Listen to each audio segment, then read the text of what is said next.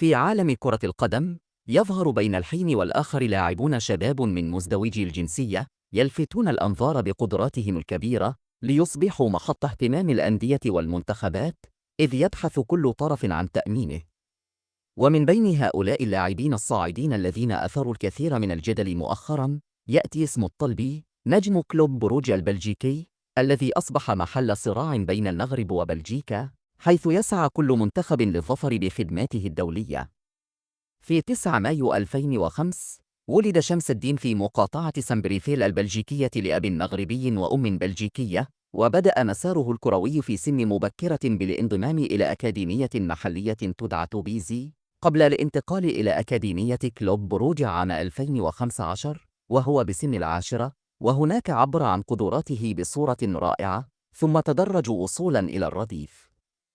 وفي يناير 2023 ترقى إلى الفريق الأول ليخوض معه 5 مباريات بموسم 2022-2023، ثم ظهر في 4 مباريات خلال الموسم الماضي، قبل ضمان الرسمية بالموسم الجاري عن جدارة.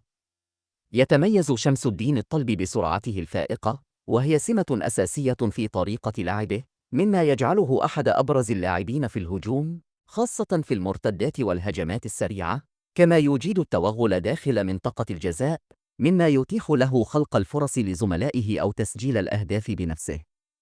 علاوة على سرعته، يتمتع الطلبي أيضاً بتسديدات دقيقة ومتقنة، حيث يملك قدماً قوية يستطيع بها إنهاء الهجمات بفعالية، ويمتاز بقدرته على اتخاذ القرارات السريعة في مناطق الضغط، وهو ما يجعله عنصراً فعالاً في بناء الهجمات.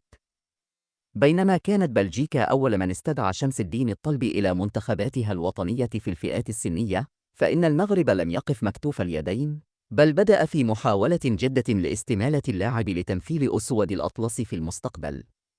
يعتبر هذا الصراع جزءاً من جهود الاتحاد المغربي لكرة القدم للاستفادة من اللاعبين الموهوبين الذين يملكون جذوراً مغربية، ولكنهم قد يلعبون في منتخبات أخرى إذا لم تتم استمالتهم بشكل صحيح.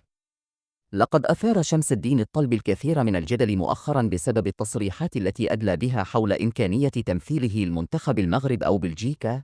اللاعب الشاب لم يحسم بعد في قراره النهائي، لكنه أعرب عن فخره بجذوره المغربية، وهو ما يعزز أمل المنتخب المغربي في الظفر بخدماته في المستقبل.